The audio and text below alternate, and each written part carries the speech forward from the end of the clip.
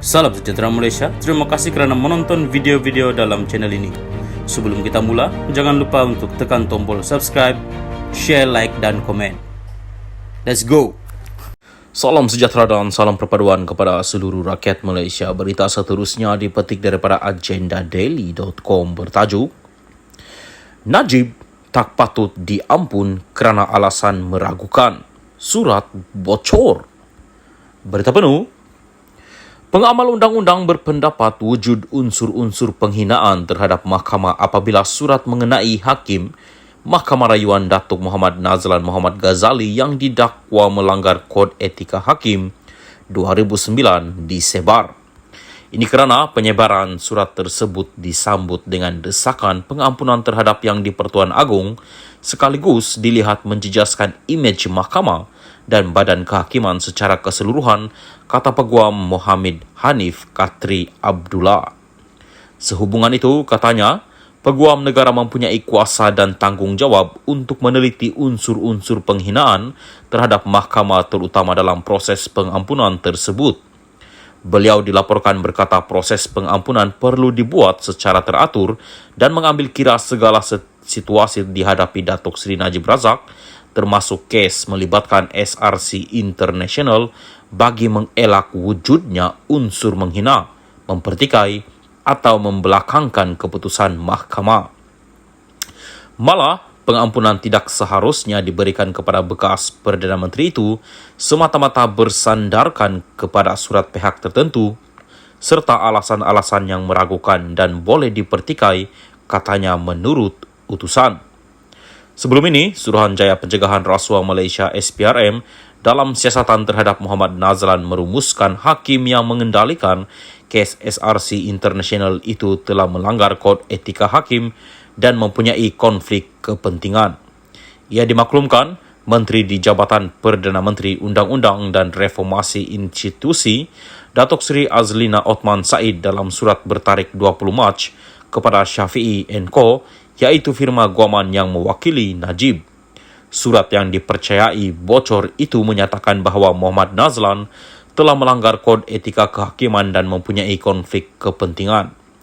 Mengulas lanjut, Mohammed Hanif menyifatkan tindakan UMNO yang mahu bertemu Yang di-Pertuan Agong untuk memohon pengampunan Najib tidak menyalahi undang-undang asalkan ia dijalankan mengikut proses sewajarnya. Proses pengampunan sebenarnya dijalankan dengan teratur dan tertib. Tidak salah, UMNO nak jumpa Seri Paduka untuk memberi surat sokongan, tetapi petisyen permohonan perlu dibuat oleh banduan, ahli keluarga atau peguam. Jadi, tiada siapa yang ada hak membantah pengampunan Najib sebab keputusan pengampunan tetap di bawah budi bicara Seri Paduka, katanya. Terdahulu, 14 bekas Presiden Majlis Peguam Malaysia menggesa pelakon tidak bertanggungjawab untuk berhenti mengkritik Hakim Mahkamah Rayuan yang membicarakan kes SRC International Sendirian Berhad yang berakhir dengan sabitan dan hukuman penjara bekas Perdana Menteri Datuk Seri Najib Razak. Semua peguam kanan itu berkata kritikan berterusan itu sama dengan serangan terhadap badan kehakiman, sambil bertanya kepada pengkritik jika mereka akan meneruskan sekiranya kes berprofil tinggi itu tidak melibatkan ahli politik berpengaruh seperti Najib. Ugutan berterusan terhadap badan kehakiman oleh pelakon tidak bertanggungjawab berhubung kes itu adalah bahaya kepada kedaulatan undang-undang di negara kita. Terutamanya apabila 14 hakim telah mempertimbangkan kes Najib dan 13 daripadanya telah menjatuhkan penghakiman yang munasabah yang menyokong sabitan, kata mereka. Najib 69 yang kini menjalani hukuman penjara 12 tahun itu di penjara Kajang memohon untuk membatalkan keputusan yang dibuat oleh panel 5 Hakim Mahkamah Persekutuan diketuai Ketua Hakim Negara Tun Tengku Maimun Tuan Mat pada 23 Ogos tahun lalu. Seramai 13 daripada 14 hakim kanan telah mempertimbangkan kes Najib dan telah membuat penghakiman yang munasabah yang menyokong sabitan hukuman diputuskan Muhammad Nazlan. Sekian berita, salam Malaysia Madani. Salam sejahtera dan salam perpaduan. Berita seterusnya bertajuk Kata MP, Anwar, jangan kata saya tak ingatkan. Berita penuh. Imej baik kerajaan pimpinan Anwar Ibrahim setakat ini tercalar dan tercemar dengan isu pengampunan Najib Razak dan penangguhan kes Zahid Hamidi di Mahkamah Tinggi Kuala Lumpur. Najib Razak kini memohon dibebaskan dari hukuman penjara 12 tahun dan denda RM210 juta melalui pengampunan kepada Yang di-Pertuan Agong. Permohonan pengampunan telah difailkan pada bulan Ogos tahun lalu. Sementara itu, Zahid Hamidi memohon 47 pertuduhan kes rasuah, salah guna kuasa dan pelepasan wang haram digugurkan oleh Peguam Negara. Representasi telah difailkan kepada Jabatan Peguam Negara oleh Peguam Zahid Hamidi.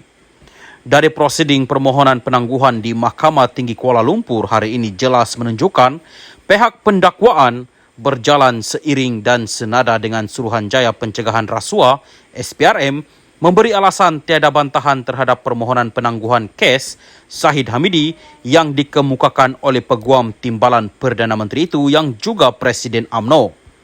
Kesudahannya pada hari ini, perbicaraan ke atas Zahid Hamidi yang telah ditetapkan dari bulan April hingga Julai nanti telah dilapangkan atau dalam bahasa biasa bermaksud ditangguh ke tarik yang baru. Alasan utama penangguhan itu ialah untuk menunggu keputusan Peguam Negara sama ada 47 pertuduhan ke atas Zahid Hamidi itu wajar digugurkan ataupun tidak. Perkembangan apa yang berlaku di Mahkamah Tinggi Kuala Lumpur hari ini amat menyeramkan dan membimbangkan. Nampaknya peranan Peguam Negara berada di kedua-dua gelanggang. Pertama, Peguam Negara mengambil posisi dalam pengampunan Najib Razak di bawah perkara 42/5 Perlembagaan Persekutuan bahawa lembaga pengampunan yang dipengurusikan oleh Yang di-Pertuan Agong hendaklah dianggotai sama oleh Peguam Negara. Seterusnya, melalui perkara 42/9 menyatakan bahawa lembaga pengampunan hendaklah menimbangkan apa-apa pendapat bertulis yang mungkin telah dikemukakan oleh Peguam Negara. Di bawah perkara 42 Perlembagaan Persekutuan telah disebut dengan jelas bahawa takrif kuasa yang ada pada Yang di-Pertuan Agong tertakluk di bawah perkara 42/4/B bahawa kuasa agong dijalankan mengikut nasihat lembaga pengampunan yang ditubuhkan mengikut pasal -5 perkara 42. Kedudukan perundangan ini amat jelas berbeza dengan kuasa budi bicara Peguam Negara yang bukan raja dan bukan agong di Mahkamah Sivil. Kuasa Peguam Negara untuk menggugurkan 47 pertuduhan ke atas Zahid Hamidi hampir mutlak di bawah perkara 145/3 Perlembagaan Persekutuan. Ini berbahaya dan cukup merisaukan dan membimbangkan kepada sesiapa yang mencintai keadilan, ketulusan dan kebenaran. Di bawah perkara 145/3 dinyatakan secara bertulis bahawa Peguam Negara hendaklah mempunyai kuasa yang boleh dijalankan menurut budi bicaranya untuk memulakan, menjalankan atau memberhentikan apa-apa prosiding bagi sesuatu kesalahan di Mahkamah Sivil. Kemungkinan senario yang tidak diingini akan berlaku. Jika Najib Razak diberi pengampunan diraja dan 47 pertuduhan ke atas Zahid Hamidi digugurkan, maka kesan dua hal besar ini adalah suatu malapetaka kepada kerajaan pimpinan Anwar Ibrahim. Perdana Menteri Anwar Ibrahim perlu diingatkan, Gabungan Politik Pakatan Harapan dan Parti Keadilan Rakyat PKR akan ditolak oleh rakyat dalam 6 pilihan raya negeri tidak lama lagi. PH dan keadilan seterusnya akan dinyahkan oleh rakyat dalam pilihan raya umum yang akan datang.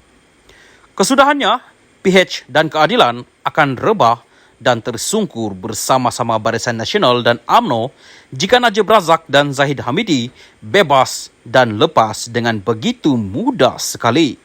Jika itu berlaku, jangan kata saya tak ingatkan.